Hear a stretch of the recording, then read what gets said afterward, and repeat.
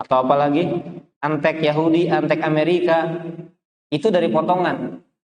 Tapi sebagai bukti, dan ini sebagai bentuk tahadus bin ni'mah, ketika kemarin kami Januari membimbing,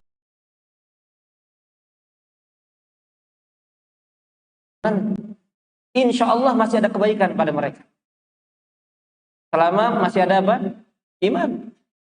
Dan bahkan bisa jadi Allah ampuni penampilan mereka yang menyalahi syariat karena mereka merasa salah, mereka merasa ya Allah ini saya pendosa, tapi bagaimana lagi saya harus kerja dan lain sebagainya. Ternyata orang yang berjilbab, tertutup, bercadar, ternyata lebih duluan masuk nerakanya. Mungkin atau tidak? Sangat mungkin. Sangat mungkin, dan itu sudah disabdakan Nabi SAW. Makanya hati yang harus kita jaga. Nah, ini dahsyatnya, ya. Mudah-mudahan nggak sampai mereka ini ya. Live streamingnya. Dahsyatnya para ummahat ketika manasik, ini luar biasa jemaahnya, masya Allah ya. Masya Allah dalam tanda kutip. Manasik, datang manasik umroh nggak pakai jilbab.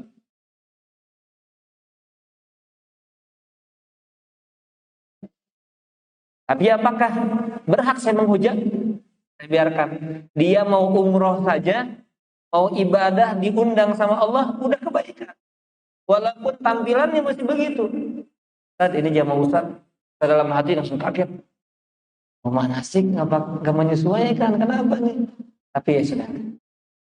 Akhirnya saya sampaikan di grup, mohon selama di tanah suci jaga jilbabnya dan lain sebagainya.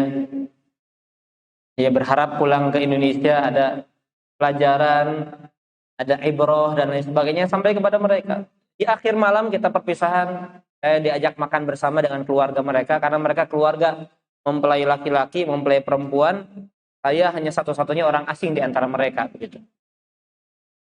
Nah, salah satu jamaah perempuan yang sama ya, kayaknya sih nggak pakai jilbab juga di Indonesia. Dia bilang, Ustaz, masya Allah, kami sangat terkesan dibimbing sama Ustaz karena tidak sekalipun kesalahan-kesalahan kami dihakimi oleh Ustaz. Kami serasa dirangkul, kami serasa diarahkan, dibimbing, dan tidak ada satu kata pun yang menyinggung kami, yang sifatnya menghakimi.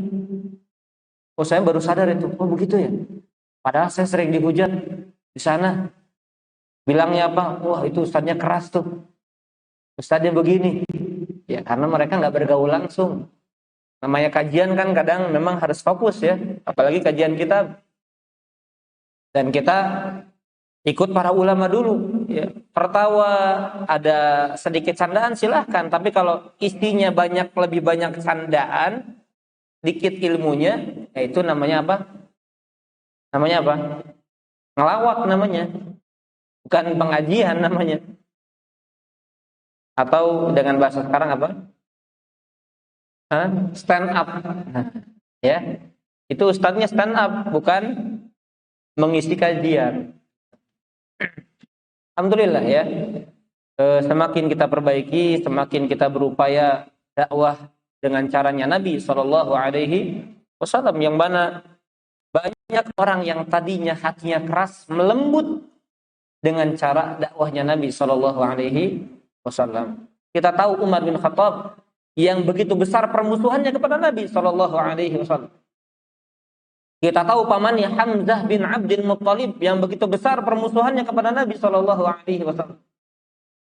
Kita tahu Wahsy yang mau dibayar untuk bunuh pamannya Nabi SAW. Tetapi karena dakwah Nabi yang sangat indah, mereka dengan izin Allah Subhanahu Wa Taala, kemudian cara Nabi yang begitu bijak, lembut hatinya untuk memeluk agama Islam. Baik, kenalannya sudah para ummahat, menyapanya sudah ya. Jadi tolong itu senantiasa tiap pekan, dan panitia juga saya minta tolong selalu diingatkan ya, karena antunna di antara para akhwat, jadi nggak perlu pakai cadar di dalam. Kalau nggak kelihatan dari sini ya. Nah, kalau dari luar ada ikhwan yang dari luar di samping, silakan tegur saja, tegur untuk pindah kalau khawatir kelihatan. pakai cadar ya. Baik, insya Allah kita akan lanjutkan para jamaah sekalian hadis yang ke 12 ya.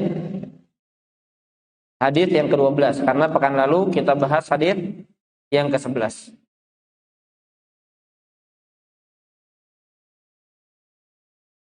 Baik.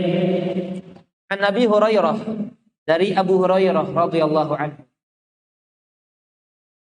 Qala, beliau berkata, qala Rasulullah sallallahu alaihi wasallam, Nabi sallallahu alaihi wasallam bersabda, min husni islamil mar'i tarkuhu ma la ya'nih. Di antara tanda baiknya Islam seseorang adalah dia meninggalkan apa-apa yang tidak manfaat untuk dirinya. Hadis hasan rawahu Tirmidzi wa ghairuhu hakadha. Di antara tanda kualitas Islam yang baik yang dimiliki seseorang adalah dia meninggalkan sesuatu yang tidak bermanfaat untuk dirinya, terkhusus untuk urusan agama dan akhiratnya. Nah, jamaah rahimani wa rahimakumullah, kita pada pertemuan sebelumnya sudah pernah singgung tentang perawi hadis ini, yaitu Abu Hurairah. Baik, pertanyaannya, apa atau siapa nama asli beliau? Saya sudah pernah sampaikan, jangan sampai kita lebih banyak menghafal nama-nama artis yang jadul dengan sekian episode, apalagi yang doyan dengan drakor, hafal nama-nama artisnya dan lain sebagainya, nama filmnya, nama judulnya, tapi nama sahabat yang paling banyak meriwayatkan hadis nggak tahu. Ya, dari ikhwan jangan ngintip yang sebelumnya ya. Ada yang tahu nama Abu Hurairah siapa, ikhwan? Ikhwan dulu. Siapa? Bukan. Siapa ibu-ibu? Apa? Nah, itu kalau salah sebut gitu kayaknya Lia. Abdurrahman, sudah benar ya awalnya. Abdurrahman bin Sakhr. Pakai shad ya, bukan sa. Abdurrahman bin Sakhr. Harus tahu ya, karena ini hadis yang disampaikan Rasulullah Shallallahu Alaihi Wasallam itu paling banyak diriwayatkan melalui beliau. Abdurrahman bin Sakhr. Satu aja dulu, satu-satu ya. Nanti kita kenal Abu Bakar As-Siddiq. Siapa nama aslinya? Abu Bakar As-Siddiq, ada yang tahu siapa nama aslinya? Oh, ini awam sekali berarti ya. Gak kenal dengan para sahabat Nabi yang luar biasa keutamaan mereka. Abdullah bin Abi Quhafah. Baik, nanti itu pembahasan lain insyaallah.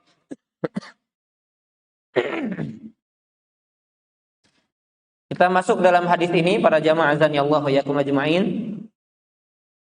Lihat ucapan Nabi sallallahu alaihi wasallam yang begitu singkat, begitu padat, tapi syarat akan manfaat. Kata Nabi, baiknya Islam seseorang, berkualitas Islamnya seseorang adalah ketika dia meninggalkan apa yang tidak bermanfaat untuk dirinya. Makanya saya wasiatkan, saya nasihati, saya ingin berikan arahan.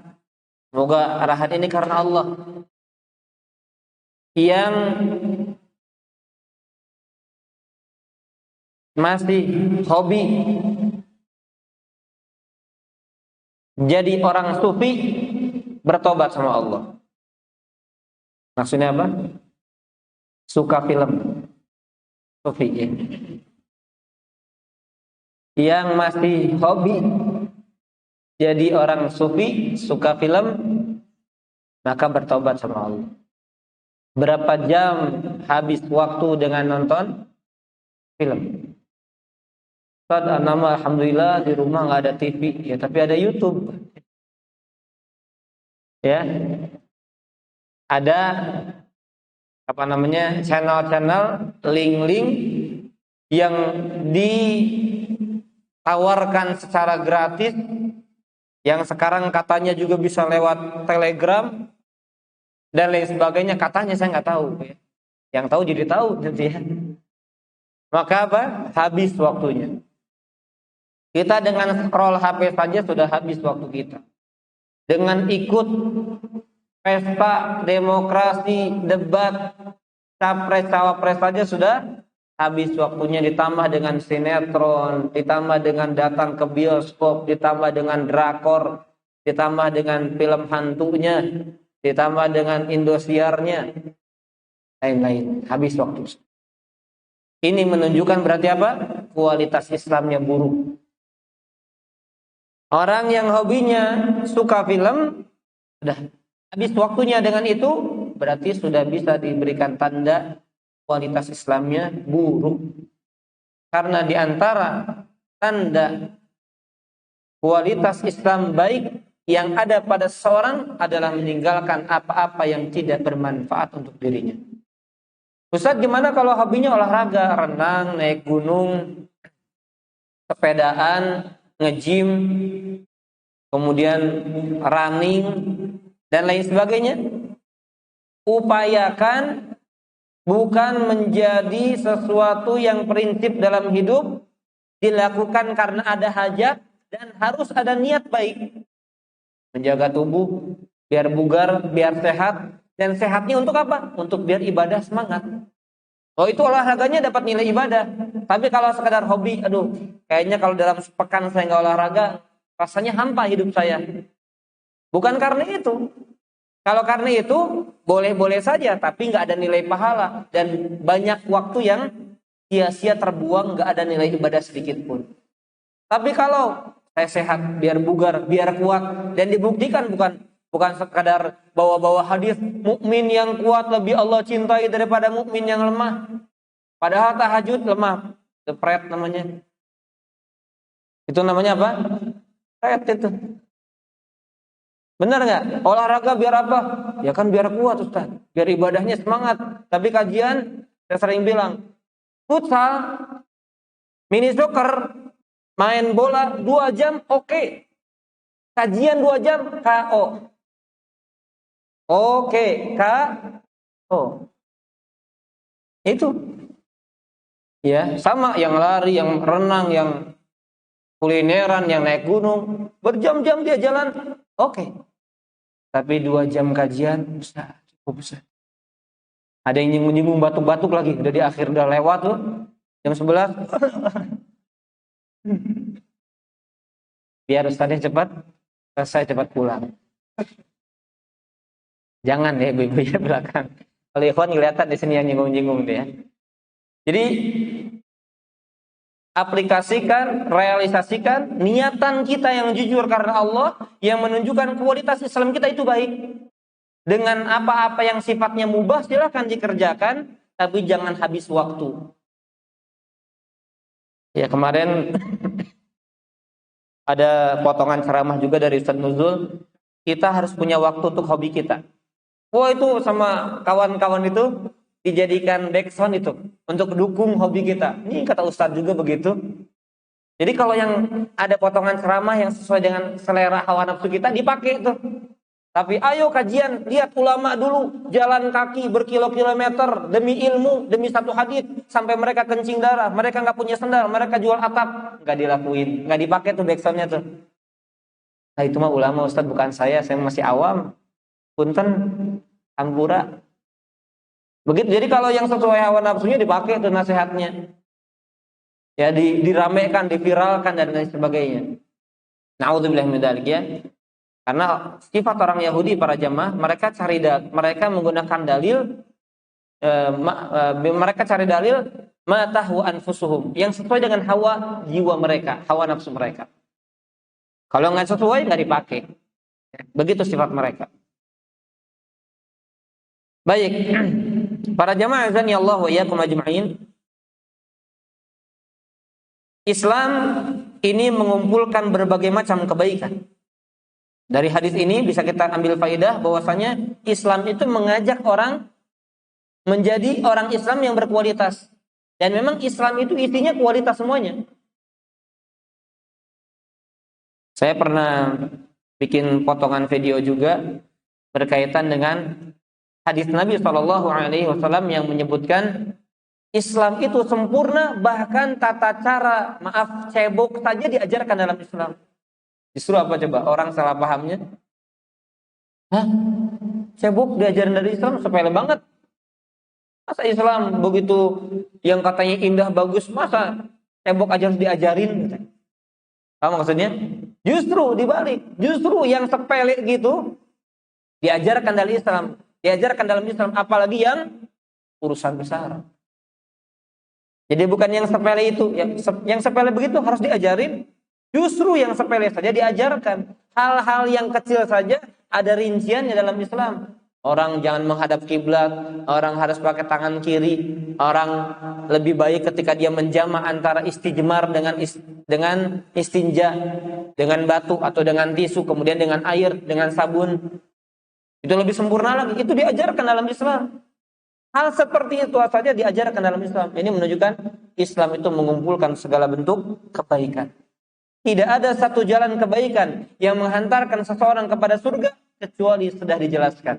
Dan tidak ada satu jalan keburukan yang akan menghantarkan seorang itu ke dalam neraka Allah kecuali sudah diwanti-wanti dalam Islam. Jangan lakukan. Itu agama kita. Yang kita berbangga, kita bahagia, kita bersyukur Allah karuniakan Islam ini kepada kita. Dan semoga Allah wafatkan kita di atas Islam dan di atas sunnah. Amin ya rabbal alamin.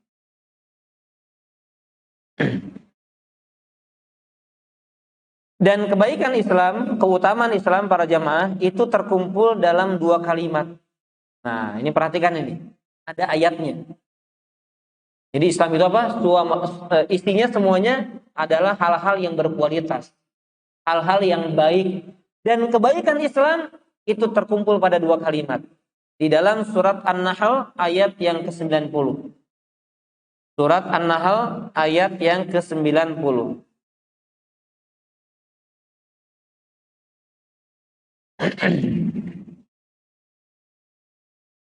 Apa kata Allah?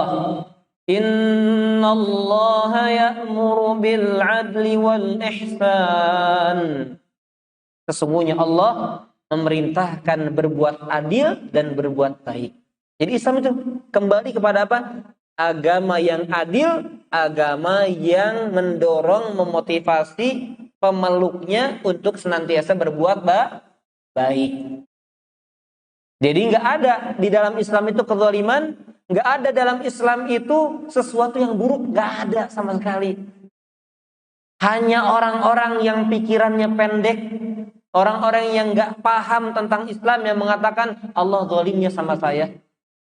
Ketetapan Allah sama saya ini kok nggak berpihak banget sama saya. Ingat, Islam itu kembali kepada 2 ini. Islam adalah agama yang adil, nggak ada kezaliman sedikit pun. Dan Islam adalah agama yang memotivasi senantiasa berbuat baik. Artinya apa berarti? Artinya tidak ada sedikit pun keburukan kecil apapun di dalam Islam. Nggak ada. Coba agama mana yang lebih sempurna dari Islam? Nggak ada. Tidak ada sedikit pun. Tidak ada saingannya. Di semua kebaikan Islam, saya tegaskan sekali lagi, itu terkumpul pada 2 kalimat ini. Yang Allah firmankan di dalam surat An-Nahl ayat 90. Innallaha ya'muru bil 'adli wal ihsan. Sesungguhnya Allah memerintahkan berbuat adil dan berbuat baik. Artinya nggak ada kezaliman lawan kata adil. Dan lawan kata baik tidak ada keburukan.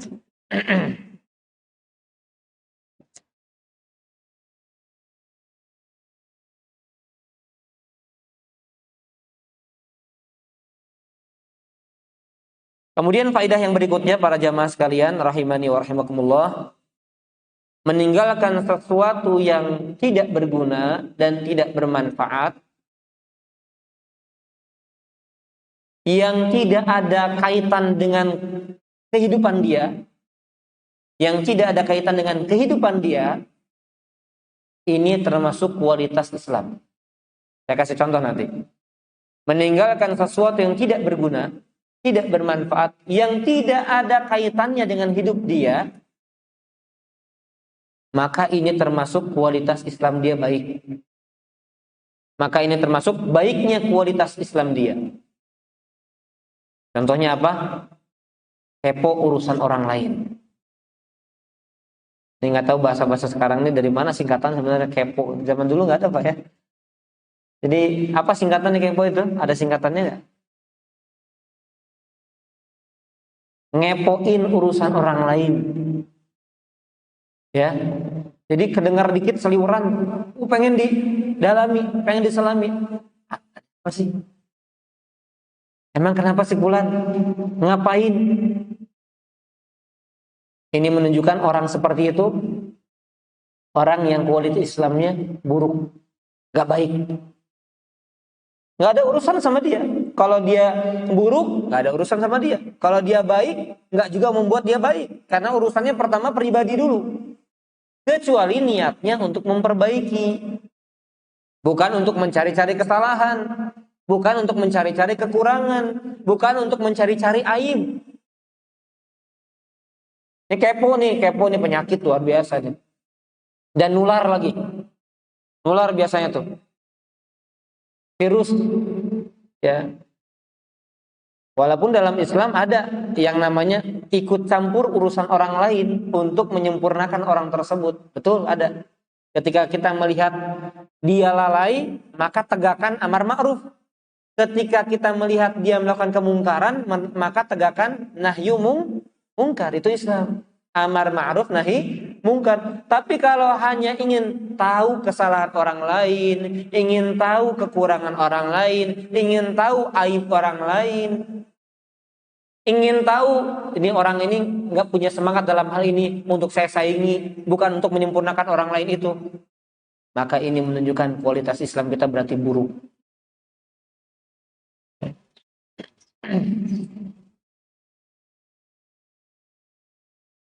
Ada berita sedikit tuh langsung di di searching, ya, di spill ya, bukan, dicari, klik medsosnya, lihat statusnya, scroll. Itu untung nggak kita dapat untung apa kita? Habis waktu, hanya memperkeruh, hanya merusak hati kita. Makanya kalau orang itu punya, dalam satu sisi punya sifat cuek, bagus itu. Ya, satu sisi ya, bukan senantiasa cuek itu bagus nggak? Dalam satu sisi nggak mau menutupi kesalahan orang lain, menutupi kesalahan gurunya, nggak mau cari-cari tahu kesalahan jamaahnya, itu bagus. Baik, kemudian para jamaah azan ya Allah wa yakum ajma'in.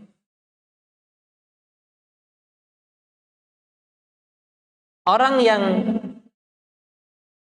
sibuk dengan urusan orang lain, sibuk dengan urusan yang tidak ada gunanya dengan kebaikan kita, maka orang tersebut atau kita berarti apa? Telah membuat diri kita sendiri jatuh kepada kelelahan. Jadi hanya capek-capekin diri kita sendiri. Kalau kita sibuk dengan sesuatu yang tidak ada manfaat, tidak ada gunanya.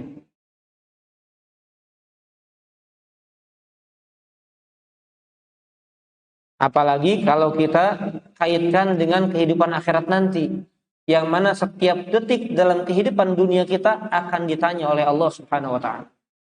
Coba, berarti kan kita bikin capek aja. Kenapa nggak ada kenikmatan yang bisa kita raih dari hal-hal yang tidak bermanfaat yang banyak kita kerjakan ketika kita hidup di dunia. Tapi kalau banyak kehidupan kebaikan-kebaikan yang kita laksanakan di dalam kehidupan dunia ini, tenang kita di akhirat. Fahuwa fi 'ishatir radiyah. Nanti kita masuk dalam ayat itu. maka mereka dalam kehidupan yang apa? Yang diridhoi, yang tenang, yang nyaman, damai, membahagiakan. Tapi kalau tidak demikian, maka tempat kembalinya fa ummuhu hawiyah. Tempat kembalinya adalah neraka yang sangat panas. A'udzubillahi min dzalik.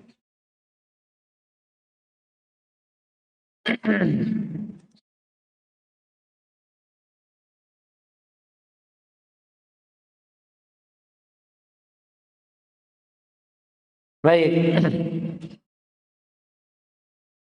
Kita lanjutkan di hadis yang ke-13. Itu saja ya, faidah dari hadis yang ke-12. Kita masuk di hadis yang ke-13. Nah, ini yang kita sebarkan di layar ya.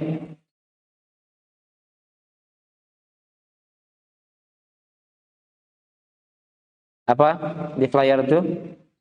Tidak ego dan sempurnanya iman. Tidak egois dan sempurnanya iman.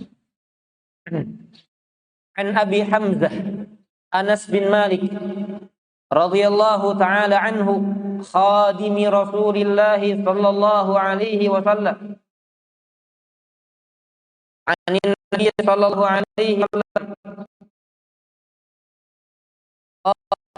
la yu'minu hatta yuhibba li yuhibbu li nabi. Rawahul Bukhari dari Abu Hamzah bin Malik. Siapa Anas bin Malik ini? Sahabat Nabi sallallahu alaihi wasallam yang mana beliau pernah menjadi pelayan membantu Rasulullah sallallahu alaihi wasallam. Pembantunya ingat di sini pembantu dalam arti relawan dari Nabi sallallahu alaihi wasallam. Jadi hadis ini jalurnya lewat Anas bin Malik. Nabi berkata, tidak sempurna iman seseorang di antara kalian sampai dia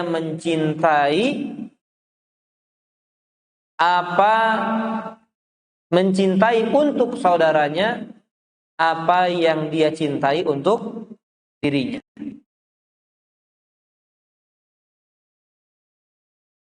Kamu mencintai untuk saudaranya apa yang dia cintai untuk dirinya sendiri. Kamu memperdulikan untuk saudaramu sebagaimana kamu peduli terhadap diri sendiri. Kamu senang untuk orang lain sebagaimana senang untuk diri sendiri. Kamu pengen orang lain bahagia sebagaimana kamu pengen bahagia diri sendiri. Itu tanda sempurnanya iman seseorang. Ini kita akan bahas ya secara rinci insyaallah. Anas bin Malik, bicara dulu sedikit tentang Anas bin Malik radhiyallahu anhu.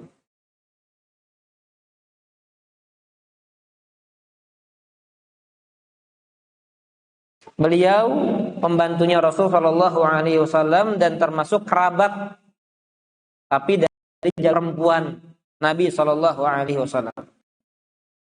Termasuk Ibu, karena Anas bin Malik ini pernah didoakan Nabi.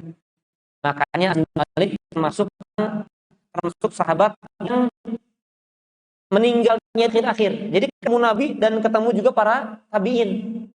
Karena usianya panjang.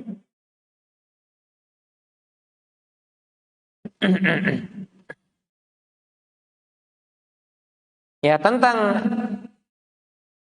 Anas bin Malik radhiyallahu anhu ini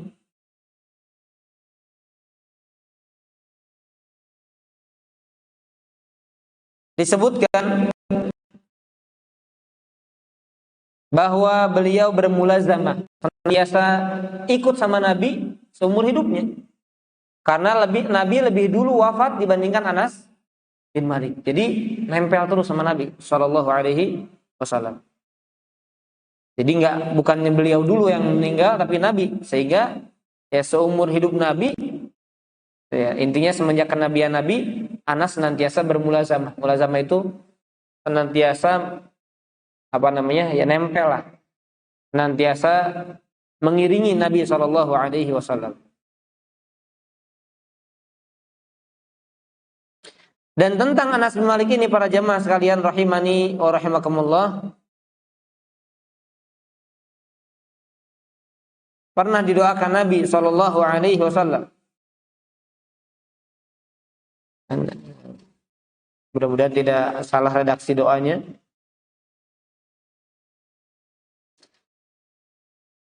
Bahwasanya Nabi sallallahu alaihi wasallam mendoakan Anas, Allahumma akthir malahu wa auladahu wa barik lahu fi. Ya Allah, perbanyak harta Anas, perbanyak anak-anaknya, dan berikan keberkahan untuknya. Akan sebutkan dalam sebuah riwayat bahwasannya Anas bin Malik ini jumlahnya ada 100. Anaknya berapa? 100. Tapi jangan dibayangin dari satu istri, nggak mungkin lah. Ya, nggak mungkin. Dan ini dikabulkan oleh Nabi Shallallahu Alaihi Wasallam. Dan Nabi mendoakan juga agar banyak hartanya. Maka Anas bin Malik juga cukup kaya, cukup mampu. Dan disebutkan bahwasanya anaknya para tidak lahir kecuali menjadi anak yang soleh. Berkat doa Nabi Shallallahu Alaihi Wasallam. Banyak banget 100 ya, di beberapa kampung itu. Di semua kota Indonesia ada kayaknya itu. Berapa lama Anas bin Malik melayani, menjadi pelayan Rasulullah Sallallahu Alaihi Wasallam? Selama 9 tahun. Yang melayani Nabi Sallallahu Alaihi Wasallam. Dan di antara keutamaan Anas bin Malik, kata para sahabat, ma ra'aitu ashaban Nabi Sallallahu Alaihi Wasallam salatahum kamithli salatin Nabi Sallallahu Alaihi Wasallam min Anas. Aku tidak pernah melihat tata cara sholat Nabi Sallallahu Alaihi Wasallam, tata cara sholatnya sahabat yang mirip banget dengan tata cara Nabi melebihi Anas bin Malik. Jadi antara sahabat yang tata cara sholatnya persis dengan Nabi, itu Anas bin Malik radhiyallahu anhu.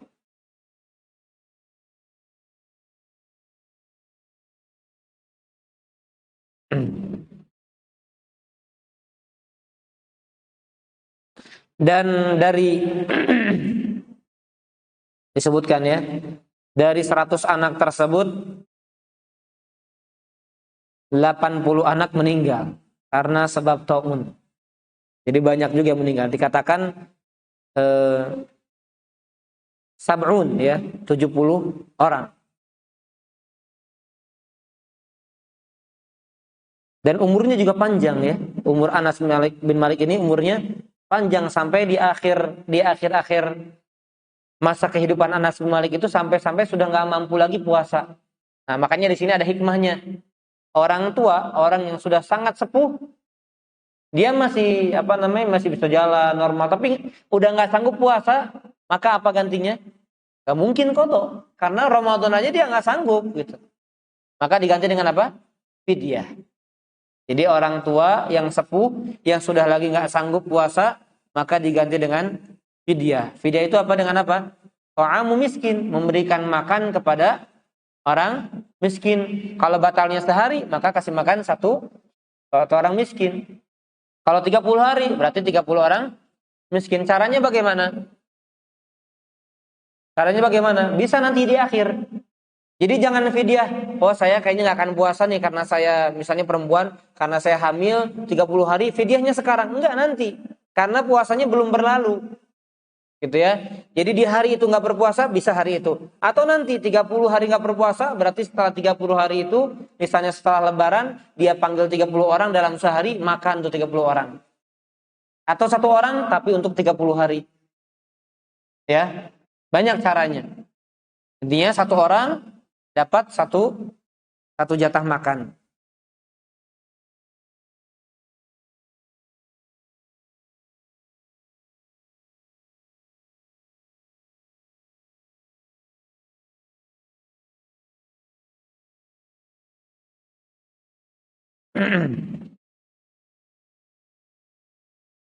Dan berapa umur Anas bin Malik? Sebagaimana didoakan panjang umurnya, Anas bin Malik wafat usia beliau 103 tahun. Anas bin Malik wafat usianya umurnya 103 tahun. Jadi termasuk sahabat yang panjang umurnya. Jadi banyak berjumpa dengan para tabi'in. Karena tabi'in itu kan nggak ketemu Nabi, tapi ketemunya para sahabat Nabi SAW.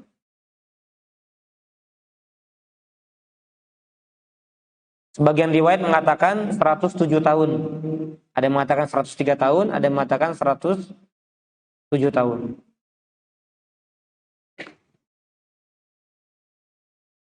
Dan hadis di antara hadis yang diriwayatkan oleh beliau, Wallahu a'lam ini,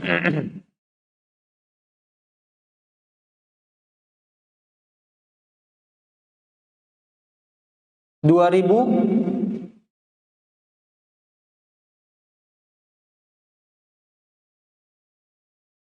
286 riwayat hadis.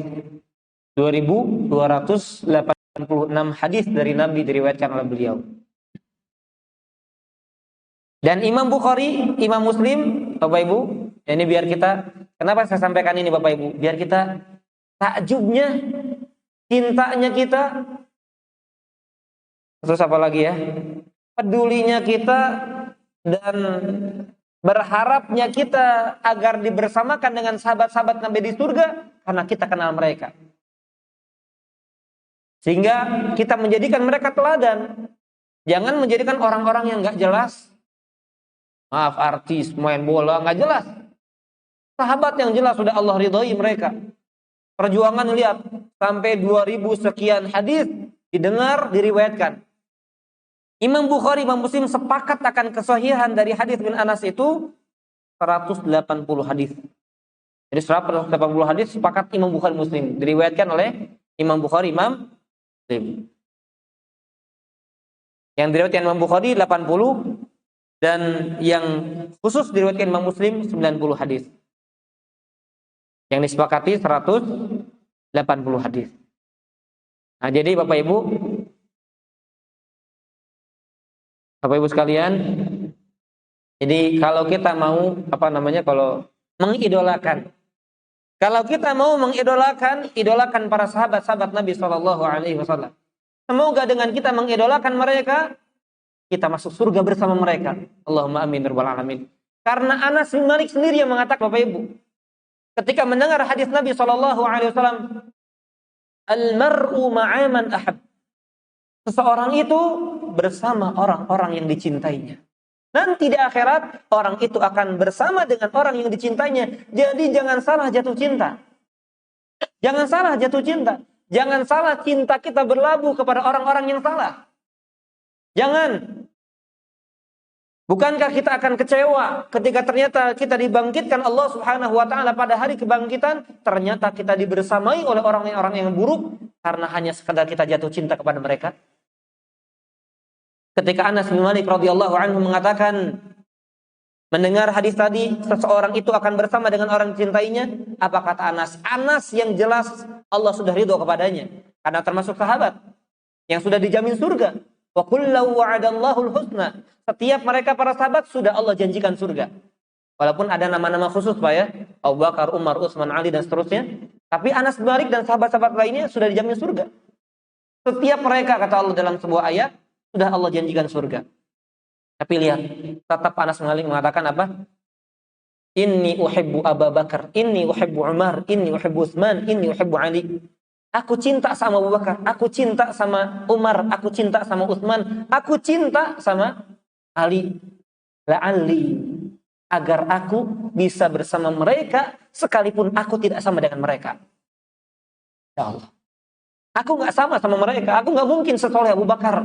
Aku gak mungkin sesoleh Umar bin Khattab. Aku gak mungkin sesoleh Utsman. Aku gak mungkin sesoleh Ali. Tapi karena kecintaanku yang sungguh-sungguh kepada mereka, semoga aku satu surga dengan mereka. Itu Pak, Bapak Ibu. Lihat. Gampang gak? Kami baca sejarah biar apa? Biar cinta kita berlabuh kepada mereka. Orang-orang yang sudah jelas mendapatkan ridho Allah, cinta. Ya kita ketika baca sejarah itu seolah-olah kehidupan kita itu sedang mengalir bersama mereka itu. Dan tumbuhkan kecintaan kepada mereka luar biasa ya. Kemudian juga para jamaah azan ya Allah ya ajmain berkaitan dengan kalau kita lihat, kalau kita dengar, kalau kita pernah menyimak tentang cerdasnya Imam Syafi'i, tentang cerdasnya Imam Ahmad yang menghafal ribuan hadis, maka para sahabat orang-orang yang paling cerdas, lebih cerdas daripada para imam. Apalagi orang-orang yang sekarang hafal halamannya, hafal ayatnya ya. Sahabat jauh lebih daripada itu. Ya dulu kan belum ada tulisan. Bapak Ibu yang pernah umroh mampir ke Museum Wahyu, dulu nulis itu di batu. Ya makanya gimana nggak kuat hafalan mereka, perjuangannya saja luar biasa. Ya, perjuangannya luar biasa. Dan zaman sekarang masih ada ya. Di sebagian negara Afrika itu orang-orang ngafal Quran diwajibkan sama gurunya diukir di kayu, ditulis. Dia harus dihafalkan 1 kayu, 2 kayu. Mereka ya banyak disumbang mushaf, tapi ternyata itu di antara metode mereka agar hafalannya kuat. Makanya terkenal Bapak Ibu, kalau tanya sama anak-anak UIM, Bapak Ibu, anak-anak mahasiswa yang sekolah di Universitas Islam Madinah, mereka pasti mengatakan orang yang berkulit hitam kuat hafalannya. Kuat hafalannya. Ya. Karena metode mereka dalam menghafal itu ketat guru-gurunya. Baik, ini sedikit tentang Anas bin Malik radhiyallahu anhu. Semoga kita bisa dibersamakan dengan beliau dan para sahabat-sahabat lain radhiyallahu anhum yang Allah telah ridho kepada mereka, wa radu anhu, dan mereka pun telah ridho dengan Allah Subhanahu wa taala. Apa isi hadisnya para jamaah sekalian rahimani wa rahimakumullah? Ini walaupun hadisnya singkat tapi luar biasa. Ini hadis yang sangat agung yang Islam itu mengajarkan kepada kita jangan punya sifat egois, peduli kepada orang lain. Utamanya urusan agama orang lain dan urusan akhirat orang lain. Karena kebahagiaan yang sesungguhnya, karena kenyamanan, kedamaian yang sesungguhnya ketika orang itu punya kualitas agama yang baik dan selamat di akhirat. Jangan hanya sekedar dinyamankan urusan dunianya, dikasih ranjang yang enak, yang empuk, dikasih AC yang dingin, sejuk, dikasih rumah yang megah, mewah, dikasih mobil yang nyaman, tapi nggak dipedulikan urusan agama dan akhiratnya. Makanya kalau punya suami seperti itu, bukan suami yang sesungguhnya. Suami yang sesungguhnya pertama apa? Qu anfusakum wa ahlikum naro. Bagaimana istri anak-anaknya? Ayo masuk surga bareng yuk. Bukan ayo nyaman bareng, ayo kenyang bareng, ayo sejuk, nyaman, damai di rumah saja. Tapi bagaimana kehidupan yang abadi itu yang sama. Jangan nyaman, damai, enaknya cuma 60, 70 tahun. Meninggal sudah nggak dirasakan lagi. Kan usia kan begitu ya. Yang lebih daripada itu, yang 80, yang 85, sedikit terhitung gitu. Dibandingkan jumlah seluruh manusia. Ya jangan punya sifat ego, yang penting saya selamat deh. Apa-apa bodo amat, dia masuk neraka deh. Yang penting saya masuk surga. Itu nggak diajarkan dalam Islam. Kenapa? Karena kata Rasulullah SAW, tidak sempurna iman seorang di antara kalian sampai dia mencintai untuk saudaranya sebagaimana dia mencintai untuk dirinya. Dia pedulikan orang lain sebagaimana dia pedulikan dirinya. Dia sayangi orang lain sebagaimana dia menyayangi dirinya. Dia inginkan kebaikan sampai kepada orang lain sebagaimana dia menginginkan kebaikan itu sampai kepada dirinya. Jadi sama. Ya yang saya memang betul kalau dalam ketakwaan keimanan saya harus jauh lebih baik. Betul. Tapi sebagaimana saya harus jauh lebih baik, dia pun harus jauh lebih baik. Itu makanya nggak pernah latih Rasulullah Shallallahu Alaihi Wasallam dalam berdakwah. Kenapa? Karena itu menunjukkan kesempurnaan iman Nabi Shallallahu Alaihi Wasallam yang memperdulikan umatnya. Sampai-sampai nanti di hari kiamat kan adanya syafaat. Itu kenapa? Karena kepedulian Nabi kepada umatnya Shallallahu Alaihi Wasallam. Allahumma salli wa sallim wa zid wa barik wa anim ala Muhammad wa ala alihi wa sahbihi wasallam. Betapa tidak para jamaah sekalian. Kalau Nabi kayak kita, udah masuk surga, udah. Aduh, kalem aja sudah nyaman. Betul nggak? Tapi Nabi nggak. Nabi apa? Ummati. Ya Allah, itu umatku ya Allah. Ya umatku ya Allah masuk neraka, nggak mau. Nggak mau Nabi lihat umatnya masuk ke dalam sujud lagi di hadapan Allah. Maka kata Allah apa? Isfa, tusyafa. Minta syafaat kepada saya, maka aku akan berikan, kamu berhak memberikan syafaat. Maka diberikan. Nabi diselamatkan segelintir manusia, dimasukkan ke dalam surga. Masih lihat lagi, Nabi SAW masih lihat lagi. Wah ya Allah, itu masih ada umatku ya Allah. Aku nggak mau mereka masuk neraka. Silahkan, sujud lagi, diberikan syafaat lagi. Coba siapa orang yang lebih peduli daripada Nabi kita SAW? Makanya kecintaan beliau, kecintaan yang paling besar. Makanya kita sangat bodoh, sangat angkuh, sangat sombong kalau kita tidak mau peduli dengan sunnah-sunnah Nabi SAW yang beliau sudah pedulikan kita sebelum bahkan kita terlahir di dunia ini. Kita yang sudah Allah takdirkan tercipta, ada hidup di dunia ini, beliau sudah khawatirkan. Apa bahasa beliau kepada kita itu apa? Ikhwani, saudaraku. Sebelum wafatnya, ikhwani, saudaraku. Para sahabat mengatakan, kami saudaramu, bukan, kamu sahabatku. Saudaraku itu adalah orang-orang yang belum melihat aku, belum berjumpa denganku, tapi dia beriman kepadaku. Allah. Nikmat Bapak Ibu, alhamdulillah. Allah karuniakan kepada kita, nggak ketemu Nabi, nggak lihat wajah tampannya Nabi, nggak lihat indah posturnya Nabi, tapi kita beriman sama Nabi SAW. Nikmat. Ini karunia yang mahal. Cukup. Ini nikmat yang mengalahkan semua nikmat yang Allah kasih kepada kita terhadap nikmat dunia. Bersyukur Bapak Ibu, musibah apapun, kesedihan apapun, kegalauan apapun yang kita rasakan, kita dijadikan umat Nabi, itu sudah nikmat yang luar biasa. Saudaraku adalah orang yang nanti hidup nggak berjumpa denganku, tapi dia beriman kepadaku. Itu yang akan dibela sama Nabi SAW, dan mudah-mudahan kita termasuk dalam golongannya. Maka jauhi bid'ah, jauhi perbuatan-perbuatan yang membuat Nabi mau kasih syafaat, tapi Allah larang. Ya, jauhi sifat di antara sifat yang Nabi nanti mau kasih syafaat kepada kita, tapi Allah nggak bolehkan, karena tetap harus sesuai dengan izin Allah. Harus dengan bahasa orang kantornya SP Allah, surat putusan Allah dulu. Ya, Nabi mau, tapi kalau kata Allah, oh nggak bisa, wahai Nabi, kamu nggak tahu dia ngapain aja, kamu nggak tahu. Perbuatan bid'ah dan diantaranya apa? Suka atau lisannya gampang melaknat, terkutuk si fulan. Itu orang-orang yang terhindar dari mendapatkan syafaat Nabi. Hati-hati ya, jangan berbuat bid'ah dan jangan jadi orang yang mudah apa? Mengutuk orang lain. Adapun dosa, maksiat, nggak ada di antara kita yang bersih. Kita yang duduk di sini adalah para pelaku dosa dan pelaku maksiat yang dengan kita duduk di sini berharap apa? Berharap ampunan Allah curahkan kepada kita semuanya. Semoga Allah senantiasa merahmati kita. Allah turunkan maghfirahnya kepada kita. Allah turunkan sakinahnya kepada kita semuanya dengan kita semangat, dengan kita berupaya senantiasa hadir di majelis ilmu. Amin ya rabbal alamin. Baik para jamaah azan ya Allah wa iyyakum ajma'in.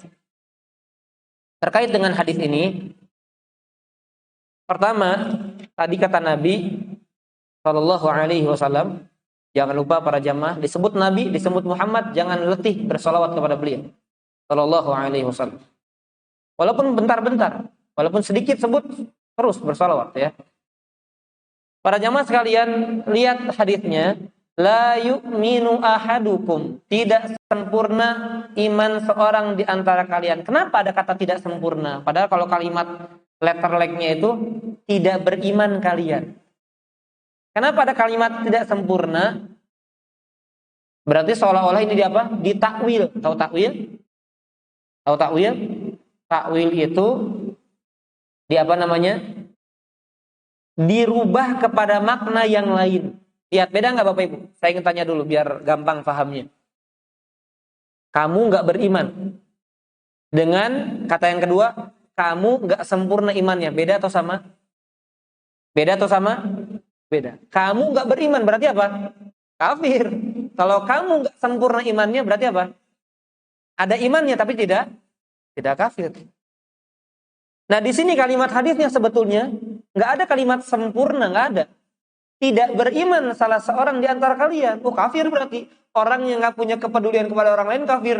Seolah-olah begitu, ya. Tapi kenapa ditakwil, diubah ke makna yang lain? Karena memang perbuatan ini kalau dilanggar tidak sampai kafir. Paham maksudnya? Orang yang peduli sama diri sendiri tapi lupa memperdulikan kebaikan untuk orang lain, dosa ini atau perbuatan ini tidak sampai menjerumuskan orang sampai kafir. Tapi menjerumuskan orang jadi apa? Jadi kurang imannya. Paham maksudnya? Jadi kalau kalimat la yu'minu ahadukum, kenapa? Ditakwil, dipindahkan, dipalingkan maknanya ke makna lain, karena memang perbuatan ini nggak disebutkan ini perbuatan yang kufur, sehingga diterjemahkan tidak sempurna iman seorang di antara kalian, dan nggak boleh diterjemahkan tidak beriman kalian. Paham? Paham? Ibu-ibu paham? Ya, jadi begitu. Nah, sekarang pertanyaannya. Ada sebagian orang, sebagian kelompok dalam Islam. Nah, kamu yang ngaku-ngaku sunnah, paling sunnah nih. Kamu yang merasa paling sunnah, katanya melarang kami mentakwil, menyimpangkan makna dari makna aslinya. Buktinya takwil juga nih. Apa maksudnya? Tadi Rasul mengatakan iman, tapi kamu katakan tidak sempurna iman, berarti ditakwil dong, dipalingkan dong maknanya. Mudah-mudahan saya bisa dipahami nih. Maka kita katakan sebagaimana pembahasan para ulama, takwil menyimpangkan makna dari makna aslinya itu enggak senantiasa terlarang.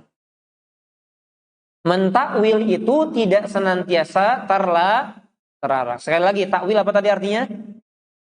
Menyimpangkan makna. Tidak senantiasa terlarang selama ada dalilnya. Selama apa? Selama ada dalilnya. Takwil menyimpangkan makna yang terlarang itu yang nggak ada dalil dan kaitannya.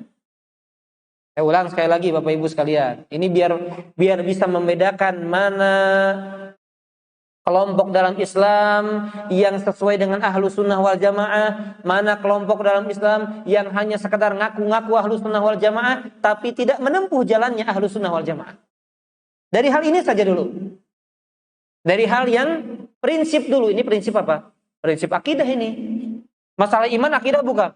Akidah ini luar biasa. Orang dikafirkan. Kan bahaya. Kalau kamu nggak sempurna imannya, nggak masalah. Memang kita nggak sempurna imannya. Tapi kalau kamu nggak beriman, hanya karena kamu peduli sama diri sendiri, tapi nggak peduli kepada orang, masa langsung kafir? Betul nggak? Nah, disimpangkan maknanya. Jadi takwil yang terlarang itu yang kedua tadi adalah takwil yang tidak ada dalilnya dan tidak ada kaitannya. Contohnya, yaitu apa? Di dalam Al-Quranul Karim disebutkan tentang salah satu sifat Allah adalah Iyadullah fauqa aidihim. Tangan Allah di atas tangan-tangan mereka. Allah menyebutkan apa tadi? Tangan. Mereka yang mentakwil nggak terima kalau kita mengatakan Allah punya tangan, sama saja kita menyamakan Allah dengan makhluk yang punya tangan seperti manusia, seperti hewan punya tangan, betul atau tidak? Atau seperti makhluk-makhluk yang lainnya.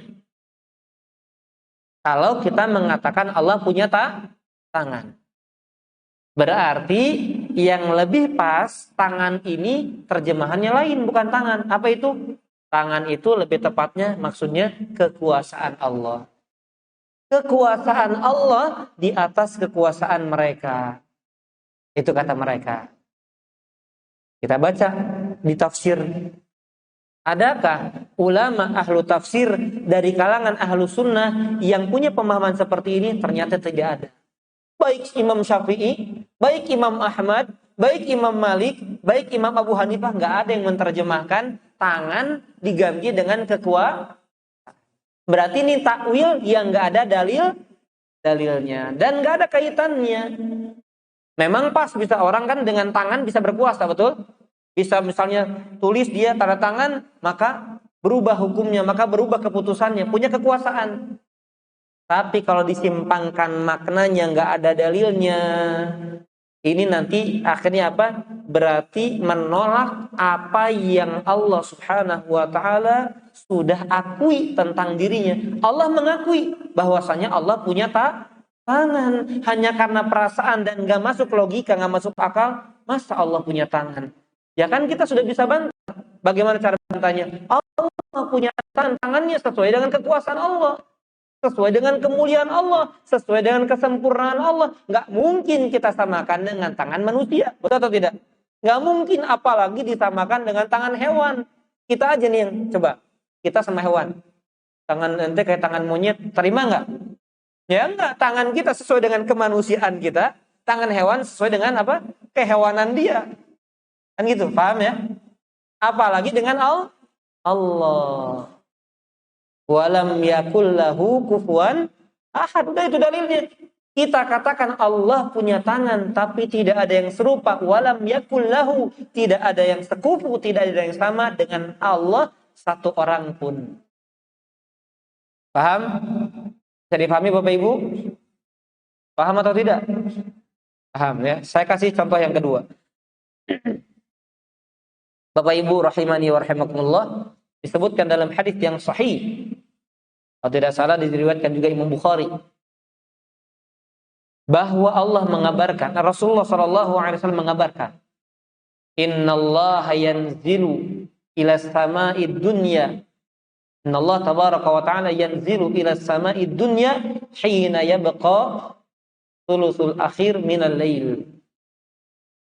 Hina yabqa minal lail thuluthul akhir. Sesungguhnya Allah, Bapak Ibu, turun dari atas arsy menuju langit dunia. Mana langit dunia Bapak Ibu? Mana langit dunia? Kita Bapak Ibu ini bukan langit ini. Bukan langit, kita nggak bisa lihat langit, jaraknya jauh. Ya, langit dunia intinya langit yang pertama, yang langsung tahapan pertama, tingkat pertama dari dunia. Allah turun ke langit dunia setiap malam. Kapan itu? Sepertiga malam terakhir. Ini kata siapa? Ini kata siapa? Kata Rasulullah Sallallahu Alaihi Wasallam. Rasul siapa yang ngabarin? Allah Subhanahu Wa Taala.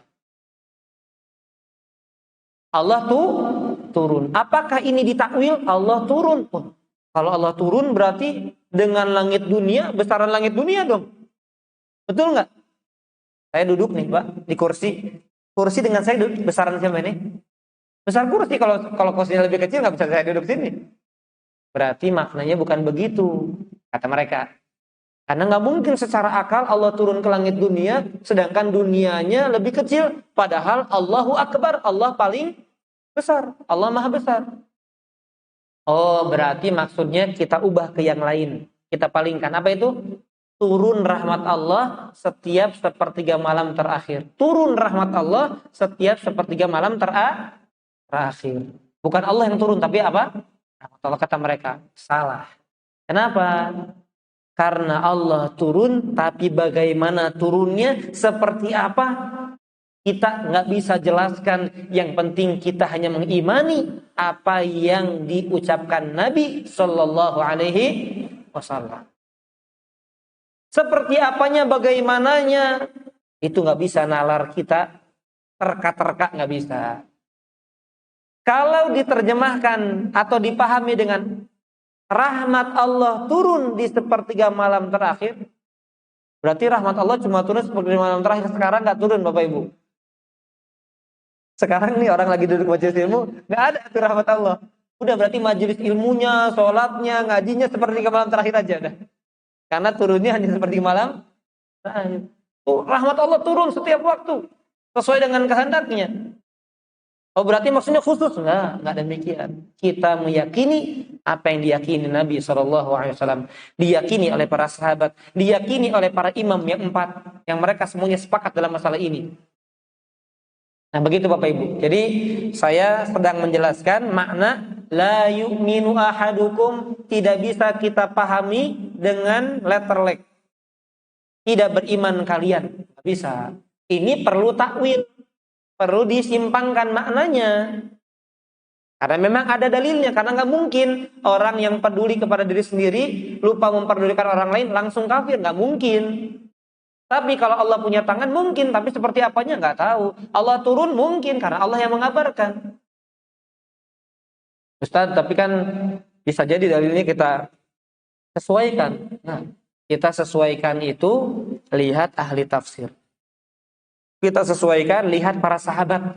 Sahabat Nabi, Bapak Ibu, adalah orang yang paling paham dengan apa yang dikatakan Nabi. Betul atau tidak?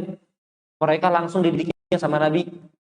Maka kalau tidak ada di antara mereka yang menafsirkan seperti itu, nggak boleh kita yang datang belakangan ngarang-ngarang, nggak boleh.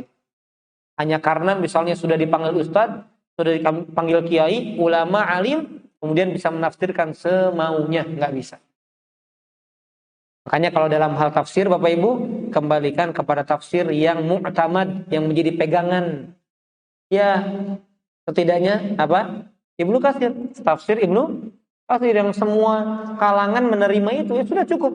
Kalau kita memahami Quran dengan tafsir Ibnu Katsir, sudah cukup itu. Insya Allah itu sudah selamat.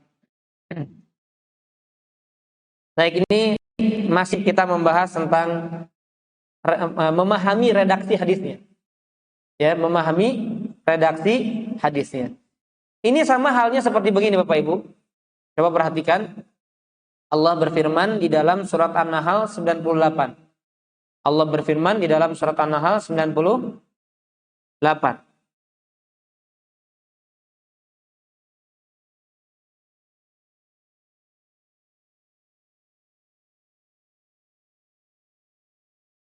Apa kata Allah? فَإِذَا قَرَأْتَ الْقُرْآنَ فَاسْتَعِذْ بِاللَّهِ مِنَ الشَّيْطَانِ الرَّجِيمِ. Kalau kamu mau baca Quran, hendaknya ucapkan apa? A'udzu billahi minasyaitonir. Ini dalil tentang orang kalau mau baca Quran harus baca isti'adzah. Sebagian ulama mengatakan wajib hukumnya. Sebelum baca Quran baca a'udzu billahi minasyaitonir rajim atau a'udzu billahi samil alim minasyaitonir rajim. Baik, perhatikan Bapak Ibu, perhatikan. Allah mengatakan fa'idza qara'ta, apabila. Dalam bahasa Arab Bapak Ibu, kalimat qara'ta itu artinya telah. Fi'il madhi ini. Fi'il madhi yang menunjukkan apa? Perbuatan yang telah berlalu. Bapak Ibu, paham sampai sini? Saya jelaskan nih. Qara'ta itu artinya adalah kamu telah baca. Sama saya katakan begini, qara'tu, aku telah berarti bacanya sudah atau belum? Sudah. Makanya ketika Allah mengatakan, kalau kamu sudah baca isti'adzah. Tapi kenyataannya sekarang Bapak Ibu, kita mau baca atau sudah baca Quran, baca isti'adzah itu? Mau atau sudah? Berarti salah dong kita mentakwil nih. Hah? Enggak, karena kita lihat praktek Nabi. Itu dalilnya. Kenapa diterjemahkan kalau kamu hendak, kalau kamu mau, kalau kamu akan? Karena Nabi mempraktekkan, dalilnya itu. Kita palingkan maknanya dari makna aslinya, yang aslinya adalah kalau kamu sudah, kalau kamu telah baca Quran, maka kamu baca isti'adzah, a'udzubillahi minasyaitonir rajim. Tapi kenapa kita ubah dengan makna kalau kamu ingin, kalau kamu akan? Karena dalilnya praktek Nabi baca isti'adzah sebelum baca Quran, bukan setelah. Paham Bapak Ibu? Paham ya? Oh jangan, kan nggak jelas nih. Padahal yang salah paham siapa? Jamaahnya. Karena ada Bapak Ibu ya. Bapak Ibu, kalau ada yang nggak jelas, Kalau ada yang kurang, saya manusia, saya nggak merasa saya paling hebat menjelaskan, saya paling sempurna, paling enak cara menyampaikannya, retorikanya bagus nggak? Saya masih banyak kekurangan. Kalau ada masukan silahkan. Tapi terima kasih atas orang-orang yang pernah menggibahi saya.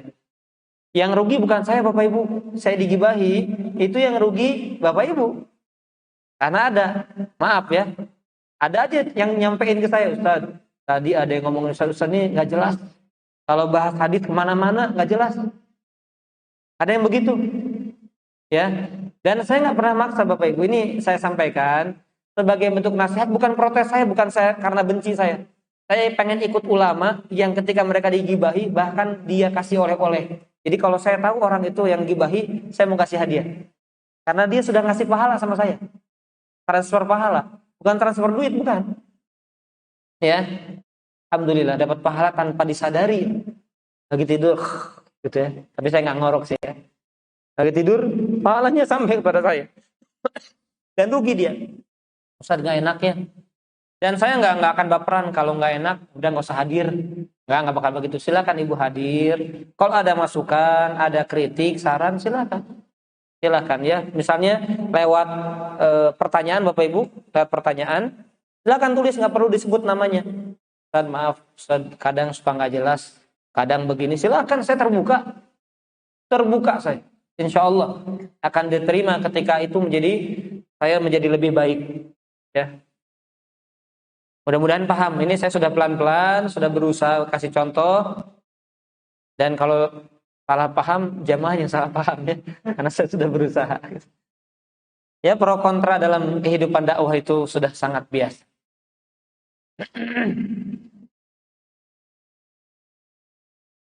Baik, kemudian Bapak Ibu sekalian, ini contoh terakhir. Contoh terakhir. Allah mengatakan di dalam surat Al-Maidah ayat yang ke-6 tentang salat nih Bapak Ibu. Ya ayyuhalladzina amanu idza qumtum ila sholati faghsilu wujuhakum wa aydiyakum ilal marafiqi wamsahu ila akhir ayat. Wahai orang-orang beriman, perhatikan Bapak Ibu. Di dalam surat Al-Maidah itu bunyi kalimatnya idza qumtum, apabila kamu telah selesai sholat. Itu bahasanya. Sama kayak tadi idza qara'ta, kalau kamu sudah baca. Sekarang idza qumtum artinya apa? Kalau kamu sudah selesai. Pertanyaan dari saya Bapak Ibu, kita wudu sebelum sholat atau setelah sholat? Kita wudu bersuci sebelum atau setelah sholat? Sebelum. Tapi bahasa Qur'annya, wahai orang beriman, kalau kamu sudah sholat, maka basuhlah wajah kalian, basuhlah tangan kalian, wudu intinya. Kenapa kita pahaminya sebelum sholat kita wudu, bukan setelah sholat? Karena dalilnya. Jadi menyimpangkan makna ke makna lainnya, boleh kalau ada dalilnya. Apa dalilnya? Nabi wudu sebelum sholat. Dan dalil lain mengatakan bahwasanya sholat tidak sah kalau sebelumnya tidak wudu. Paham ya? Jadi boleh menyimpangkan makna kalau ada dalilnya. Kalau nggak ada dalilnya sudah kita pahami sesuai dengan isi dalil itu. Jangan dipahami dengan logika, nalar kita, kemauan kita, sesuai hajat kita, syahwat kita. Nggak boleh. Nah, ini kita sedang bahas apa? Takwil, menyimpangkan makna dalil. Baik Quran, hadis, ada yang boleh, ada yang tidak. Yang boleh tadi yang mana Bapak Ibu? Yang boleh disimpang maknanya yang seperti apa? Yang ada dalilnya dan ada kaitannya, ada buktinya. Yang tidak boleh seperti apa? Yang tidak ada dalilnya dan tidak ada kaitannya. Kaitan secara bahasa, kaitan praktek Nabi, kaitan kemudian bagaimana praktek para sahabat dan para ulama yang datang setelahnya. Begitu. Jadi sederhana sebetulnya Islam, kita nggak usah muluk-muluk, capek-capek dan lain sebagainya. Sederhana Islam. Hanya begitu saja. Insya Allah akidah kita selamat, ya. Praktek ibadah kita selamat. Kalau kita ikut orang-orang terdahulu, itu bedanya ya ahlu sunnah wal jamaah dengan non ahlu sunnah wal jamaah. Karena yang ditempuh adalah sunnah. Baik, kemudian para jamaah azan ya Allah ya kemajma'in, ketika Rasulullah Shallallahu Alaihi Wasallam mengatakan la yu'minu ahadukum, tidak beriman atau tidak sempurna iman seorang di antara kalian. Apa makna dari iman? Apa makna dari iman? Iman itu Bapak Ibu, iman itu artinya adalah al-iqrar, mengikrarkan, menetapkan, itu iman. Yang mengharuskan, menetapkan, yang mengharuskan penerimaan dan ketundukan. Iman adalah apa? Mengikrarkan atau menetapkan, di mana ketetapan itu mengharuskan penerimaan dan ketundukan.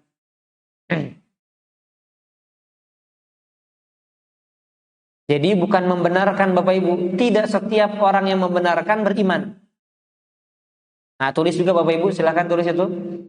Tidak setiap orang yang membenarkan berarti dia beriman.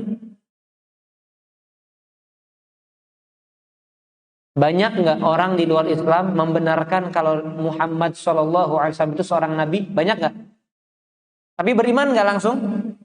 Nggak beriman. Tidak dikatakan orang itu beriman. Hanya apabila sekedar dia membenarkan.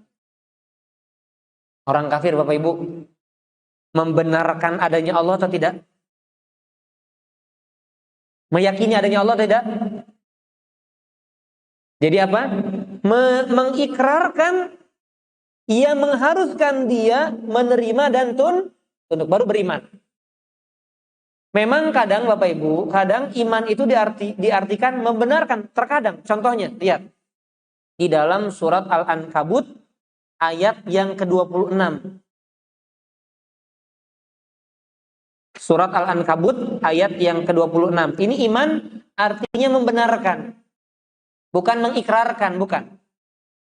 Apa kata Allah? Fa'amana lahu Lut. Lut mengimaninya. Maksudnya apa? Membenarkannya. Jadi terkadang iman artinya apa?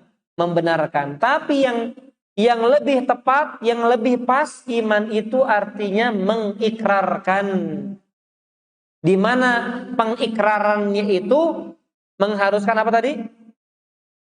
Penerimaan dan ketundukan. Contoh sederhananya, contoh gampangnya Bapak Ibu adalah pamannya Nabi Shallallahu Alaihi Wasallam yang mati dalam keadaan kafir. Siapa itu? Jangan bilang Abu Bakar ya. Abu Thalib. Perhatikan, ini syair yang langsung dibuat oleh Abu Thalib. Perhatikan Bapak Ibu, bagus syairnya. Laqad alimu anna ibnana la mukadziba ladaina wa la yu'na biqabulil abatila. Perhatikan, kata Abu Thalib, mereka sebetulnya sudah tahu bahwa ponakan kami ini bukan pendusta. Ini kata Abu Thalib loh. Mereka tahu kalau ponakan saya ini seorang nabi yang gak bohong. Bukan ngaku-ngaku nabi, usai nabi loh, utusan Allah. Mereka tahu nabi itu jujur bahwa dia adalah seorang utusan dan nabi Allah Subhanahu wa ta'ala. Kemudian lihat kata Abu Thalib. Lihat, perhatikan kata Abu Thalib. Walaqad alimtu bi anna dina Muhammadin min khairi adyanil bariyati dina. Sungguh, kata Abu Thalib. Ini Abu Thalib yang sudah dijamin masuk neraka ini. Apa kata dia? Sungguh aku benar-benar mengetahui bahwa agama Muhammad, agamanya apa? Bahwa agama Muhammad adalah sebaik-baik agama. Itu kata siapa? Berarti Abu Thalib apa? Membenarkan. Apakah dengan sekadar membenarkan Abu Thalib dikatakan mukmin? Tidak. Jadi tidak setiap orang yang membenarkan berarti langsung dia beriman, tidak, sampai dia menerima Islamnya dan tunduk kepada aturan Islam. Bisa dipahami Bapak Ibu? Begitu. Makanya nggak bisa sekedar Islam. Orang ngaku Islam, betul, dengan dia bersyahadat Islam, tapi sholat enggak, zakat enggak, puasa enggak, haji enggak. Berarti apa? Dia sudah menerima Islam, tapi dia tidak tunduk kepada aturan Islam. Maka semakin tunduk, semakin sempurna Islam dan imannya. Semakin ada kelalaian-kelalaian, dia tetap Islam, dia tetap iman, tapi ada kekurangan dalam Islam dan imannya. Ya, mudah-mudahan ini bisa dipahami secara mendalam, Bapak Ibu sekalian. Karena ini penting ya, pembahasan iman ini pembahasan yang harus senantiasa kita dalami, karena seseorang itu modal terbesar dia masuk surga ya iman. Gak ada iman gak masuk surga. Ada iman kapanpun, bagaimanapun kondisinya, sebanyak apapun dosanya, selama masih ada iman, pasti dia masuk surga. Pasti masuk surga. Demi Allah masuk surga. Saya berani demi Allah karena Allah yang katakan, siapapun yang di dalam hatinya ada iman, walaupun sekecil, semut kecil, semut hitam yang kecil, pasti suatu saat dia akan masuk ke dalam surga. Jadi modal masuk surga adalah iman, sehingga kita harus memahaminya secara mendalam.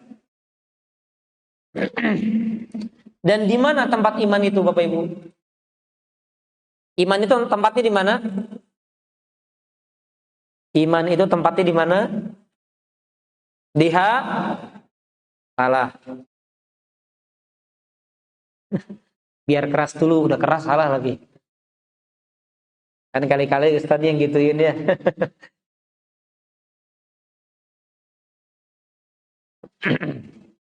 Iman itu tempatnya di mana? Di mana? Hah? Masya Allah. Iman itu di semua. Di lisan, di hati, dan di perasaan. Itu tempat iman. Iman itu nggak bisa hanya sekedar di hati, tanpa ada implementasi, realisasi, praktek, aplikasi pada lisan dan perbuatan. Jadi iman itu harus wujud adanya, bukan yang penting hati saya beriman. Tapi nggak ada prakteknya dalam perbuatan, nggak ada prakteknya di lisan. Jadi iman tempatnya di hati, di lisan, dan di perbuatan. Perbuatan dengan apa? Dengan amalan. Lisan dengan apa? Lisan dengan apa? Ucapan. Hati dengan apa? Dengan keyakinan. Itu iman. Hati dengan keyakinan, lisan dengan ucapan, perbuatan dengan amalan. Maka iman itu kaitannya ucapan, perbuatan. Ucapan, perbuatan, keyakinan. Itu iman. Maka nggak bisa kemudian dia hanya meyakini, tapi tidak ada perbuatan, tidak ada juga ucapan. Nggak bisa dikatakan beriman.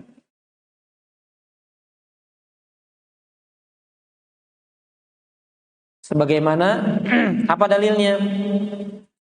Sabda Nabi Shallallahu Alaihi Wasallam yang diriwayatkan Imam Muslim. Al-imanu, iman itu bid'un wa sab'una syu'bah. Ada 70 cabang. A'laha, 70 cabang, yang paling tinggi cabangnya itu adalah qaulu, lihat, ucapan la ilaha illallah. Ucapan la ilaha illallah itu yang paling tinggi. Berarti kan iman itu nggak sekadar keyakinan, tapi juga diucapkan. Wa adnaha, dan yang paling rendah dari tingkatan iman adalah apa? Menyingkirkan gangguan di jalanan. Berarti ada apa? Perbuat, ada sesuatu yang kita perbuat. Ingin orang itu selamat dengan kita menghindarkan gangguan-gangguan di jalan, kita hindarkan. Ada serpihan kaca, ada tangkai pohon, ada batu, sebongkah batu yang menghalangi, dan lain-lain. Kita singkirkan, berarti Ketika kita melakukan perbuatan itu bagian daripada iman kita. Dan Masya Allah Bapak Ibu, ini jangan diremehkan ya. Seringkali kita kagok naik motor, naik mobil, ada batu yang kita hindari atau sesuatu yang kita hindari agar kita selamat, betul atau tidak? Tapi orang lain bodoh amat. Kalau kita berhenti, kita rem, minggir kiri, kita hindarkan itu, masuk dalam hadis ini. Sempurna iman seseorang, sebagaimana kita ingin selamat, kita juga ingin orang lain selamat. Dan Bapak Ibu tahu, ada di hadis yang saya cantumkan di buku saya itu, Fadilah Amal. Bapak Ibu, ada orang mondar-mandir jalan-jalan di surga. Mondar-mandir jalan-jalan di surga, kata Nabi apa? Hanya karena ada gangguan di jalanan yang dia singkirkan, dimasukkan ke dalam surga karena itu. Jadi ingat Bapak Ibu, ketika ada itu, ingat dengan hadis ini. Ada orang masuk surga karena dia menyingkirkan gangguan padahal ini bentuk iman yang paling rendah. Paling bawah itu. Imatatul adha 'anit thariq. Menghindarkan gangguan di jalanan. Itu iman yang paling rendah. Tingkatan paling rendah. Apalagi ingin membuat orang selamat dari neraka. Dengan kita mendakwahi, menasehati, membimbing, mengadakan kajian. Saya terutama ustadznya, gurunya, para panitia, kita ikhlaskan. Kita sedang apa? Kita sedang sama-sama menyelamatkan diri kita dan menyelamatkan orang lain untuk masuk ke dalam surga, dihindarkan dari api neraka. Dengan kita caranya apa? Belajar agama. Makanya orang yang mengajarkan agama, wah itu tingkatannya luar biasa. Karena lihat yang sifatnya celaka duniawi saja, orang masuk surga Bapak Ibu. Kan itu celaka duniawi kan? Apa namanya, keseleo atau tergelincir ban motornya, kegicelek ban mobilnya, jadi jatuh, itu kan dia celakanya dunia, nggak mesti dia celaka akhirat, betul atau tidak? Tapi karena kita singkirkan gangguan itu, orang itu masuk surga, kita masuk surga dengan sebab itu.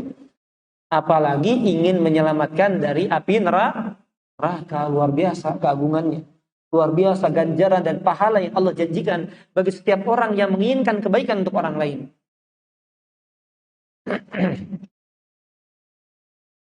Baik, para jamaah azani Allah wa iyyakum ajma'in. Hadis yang kita bacakan ini, hadis yang ke-13 yang diriwayatkan Imam Bukhari Imam Muslim, senada dengan hadis lain. Perhatikan Bapak Ibu, ini bagus hadisnya. Dalam hadis yang sahih riwayat Imam Muslim.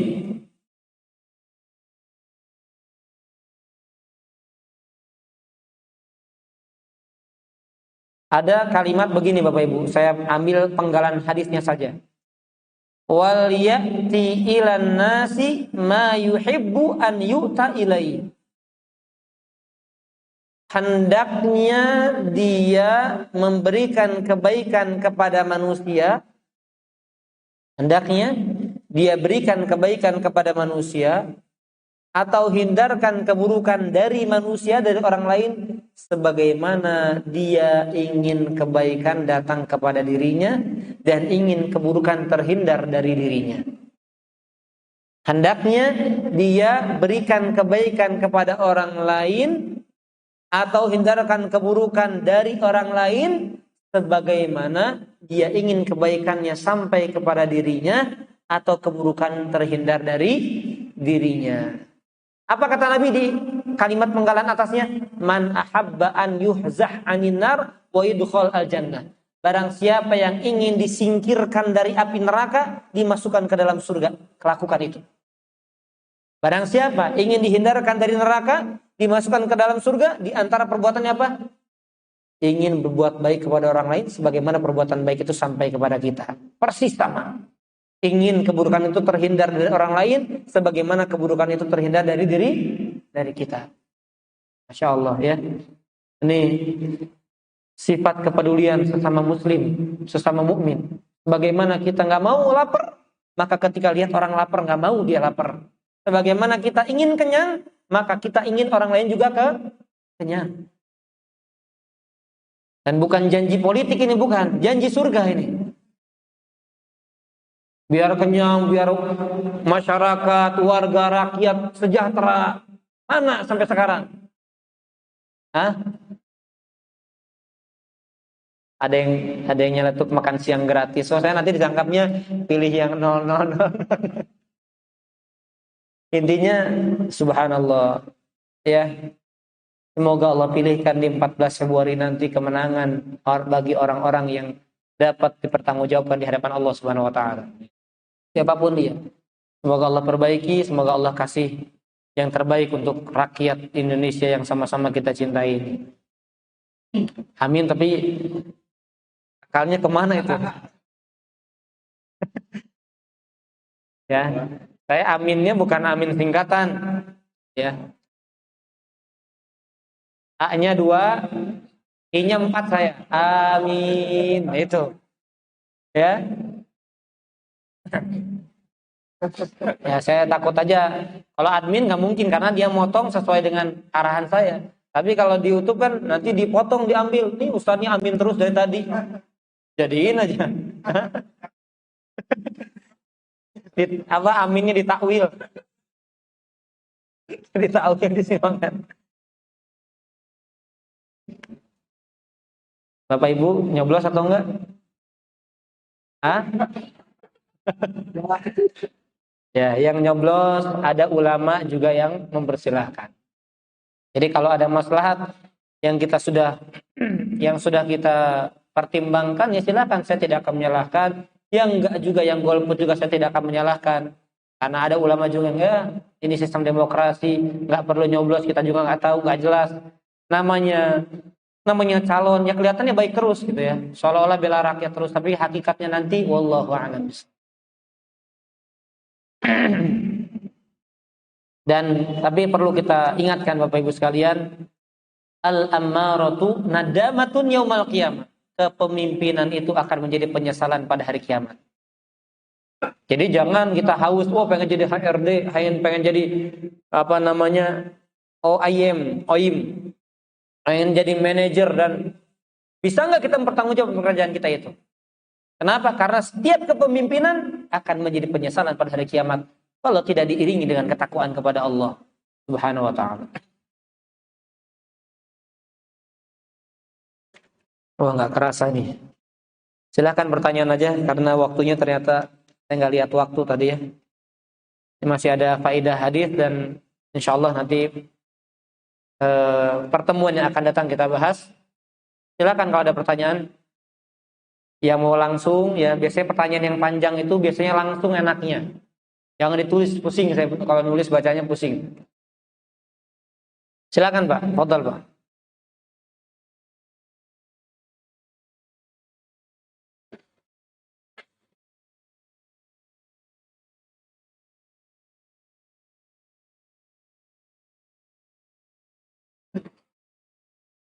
Iya. Iya. Ada pertanyaan Ustaz tadi, takwil itu diperbolehkan ketika ada dalil dan ada kaitannya. Bagaimana dengan tahrif? Tadi saya lupa menyinggung ya. Jadi yang terlarang itu takwil yang jenisnya tahrif. Karena tahrif itu memalingkan dengan niatan menyimpangkan makna tidak sesuai aslinya. Tidak sesuai dengan apa yang dimaksudkan Allah atau dimaksudkan nabinya. Ya, tahrif itu beda. Kalau takwil itu kayak Nabi doakan Ibnu Abbas, Allahumma faqihhu fiddin wa 'allimhu takwil kan kalimatnya. Takwil di sini maknanya apa? Tafsir. Jadi tadi kalimat la yu'minu ahadukum ditakwil maksudnya apa? Tafsir, bukan imannya hilang tapi imannya nggak sempurna ketika kita kurang peduli sama orang lain. Itu namanya takwil. Takwil dengan artian tafsir. Takwil mana yang nggak boleh? Takwil dengan artian tahrif. Itu gampangnya. Tapi tadi saya nggak tambah istilah karena takut makin pusing gitu orang. Ya, tahrif, takwil, ya gitu ya. Allah a'lam bishawab. Baik, silakan. Nggak ada pertanyaan? Kalau nggak ada kita tutup. Oh ada, silakan.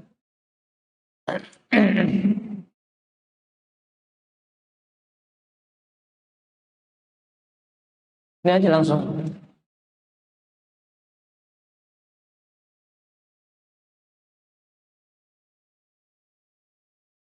Apakah wanita yang sedang haid boleh membaca Al-Quran seperti membaca surat Al-Mulk sebelum tidur atau Al-Kahfi malam Kamis? Atau hanya boleh membaca yang dihafal saja? Boleh. Yang nggak boleh itu nyentuh mushaf Al-Quran. Kalau baca boleh. Dengan handphone, dengan gadgetnya boleh.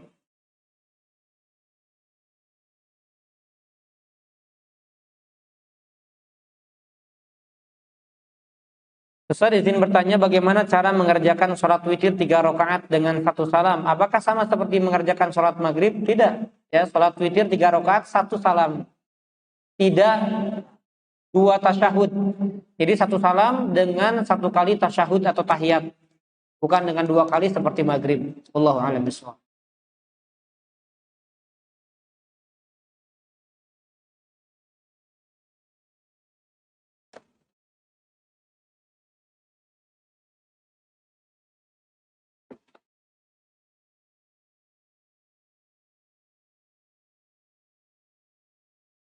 Assalamualaikum warahmatullahi wabarakatuh. Teman saya seorang janda dengan 3 anak yang sudah remaja.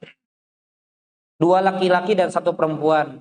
Yang laki-laki sudah lulus kuliah.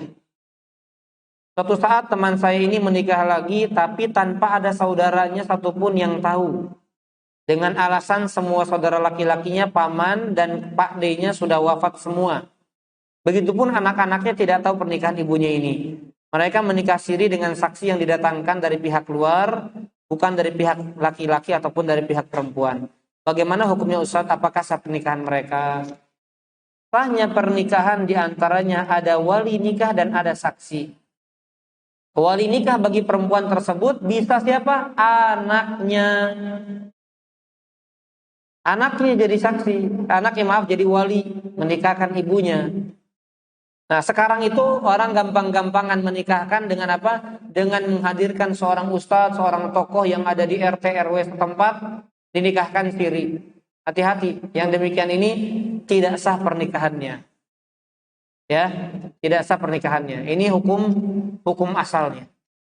Jadi ya untuk kehati-hatian diulang akad nikahnya. Baru.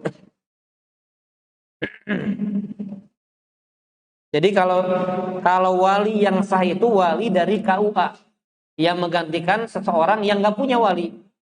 Dari KUA yang sah dan nggak mesti tercatat. Ya nggak mesti apa? Tercatat, karena tercatat itu formalitas, formal negara. Kalau diwalikan, disaksikan itu urusan agama. Jadi perbedaannya urusannya berbeda. Kenapa nih pada nanya pernikahan ini?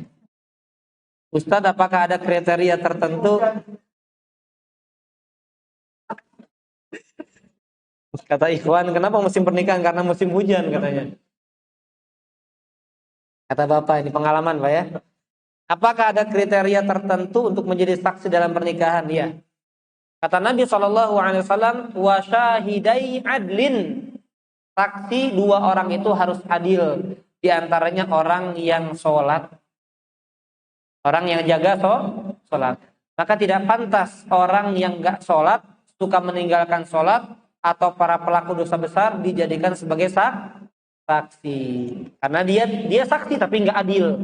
Padahal Nabi mensyaratkan adil. Wallahu a'lam bishawab.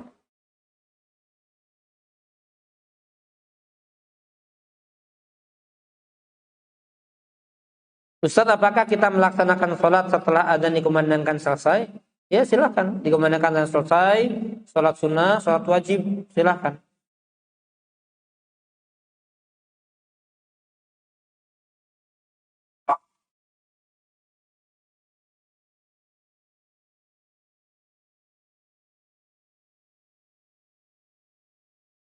Untuk pertanyaan warisan, insya Allah pekan depan bisa ditanyakan Ustaz Fajri ya.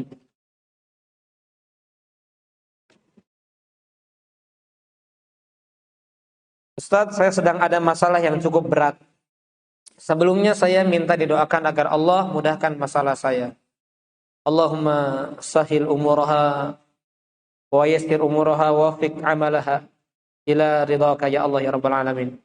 Semoga urusan ibu atau siapapun yang bertanya di sini, yang punya masalah, yang punya urusan, yang punya hajat, semoga Allah segera hindarkan dari keburukan, berikan solusi dari setiap masalahnya, dan dipenuhi hajat-hajatnya. Amin ya rabbal alamin. Saya yakin Allah pasti akan bantu saya dan saya mampu melewati masalah ini. Tolong ya Pak Ustadz bantu doakan karena saya tidak mau menggunakan dengan cara syirik atas saran orang tua dan mertua saya agar meluluhkan hati orang tersebut. Ya jangan. Berdoa saja, berdoa. Ya kuatkan tekad, insya Allah pasti Allah yang menjamin dikabulkan doa. Faqala du'uni astajib lakum. Maka Allah berkata, ud'uni, doalah kepadaku, pasti aku kabulkan untuk kalian. Ustadz, jika kita ingin membeli buku-buku sirah nabawiyah dan sejarah-sejarah, buku karangan siapa yang baik? Sejarah Nabi Muhammad SAW sudah banyak ya. Di antaranya karya Syekh Safiur Rahman Al-Mubarakfuri sudah banyak diterjemahkan. Untuk sahabat-sahabat lainnya, lihat pustakanya, ada pustaka Syafi'i. Ya banyak pustaka-pustaka yang memang mereka kompeten dan bisa dipertanggungjawabkan. Para penulisnya, guru-gurunya, syekh-syekhnya, sehingga kita lebih terjaga karena ada sejarah kadang tapi ternyata berbau Syiah misalnya. Ya, menyeret kepada pemahaman-pemahaman yang menyimpang. Wallahu a'lam bishawab. Ada lagi yang mau ditanyakan? Tidak waktu. Silakan.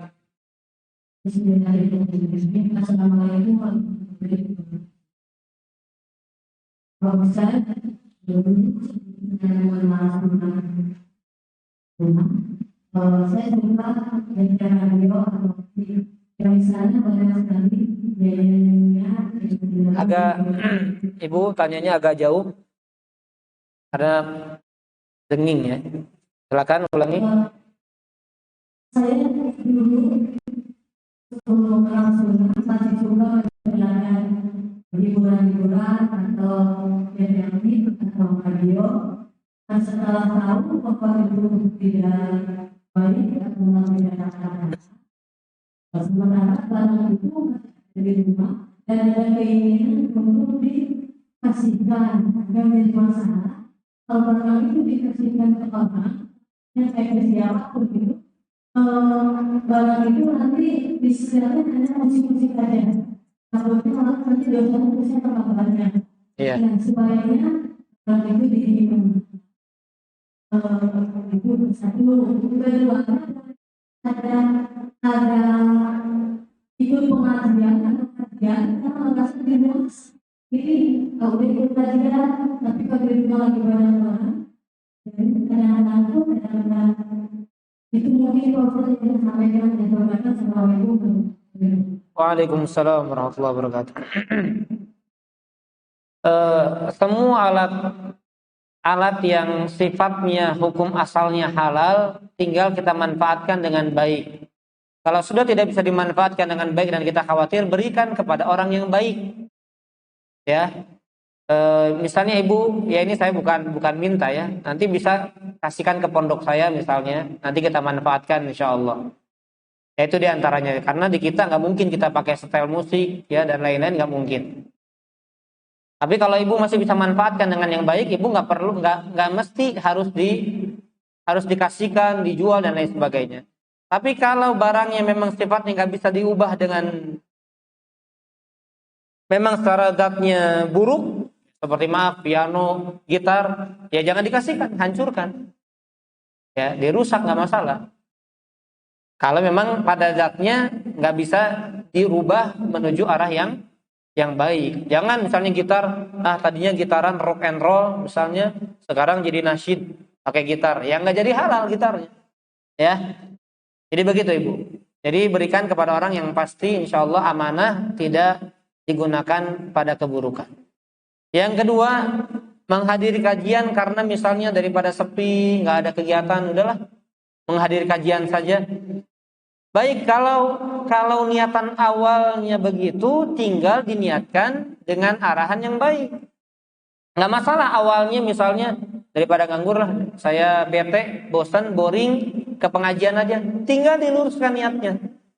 Awalnya karena bete, boring, bosan, sepi, nggak ada teman, diperbaiki niatnya, ingin dapat ilmu, ingin menambahkan keimanan dan lain sebagainya.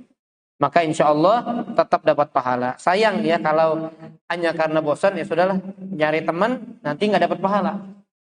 Ya, nanti nggak dapat pahala. Walaupun jauh lebih baik daripada dia nggak dapat apa-apa. Begitu ya. Wallahu a'lam bishawab. Baik, cukup ya, nggak ada pertanyaan lagi.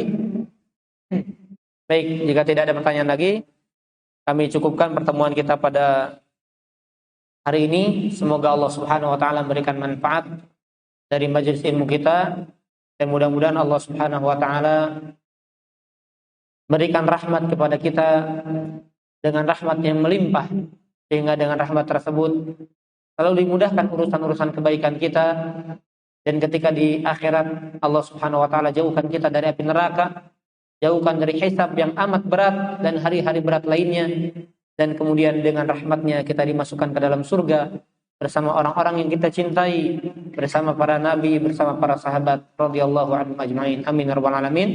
Demikian yang bisa disampaikan.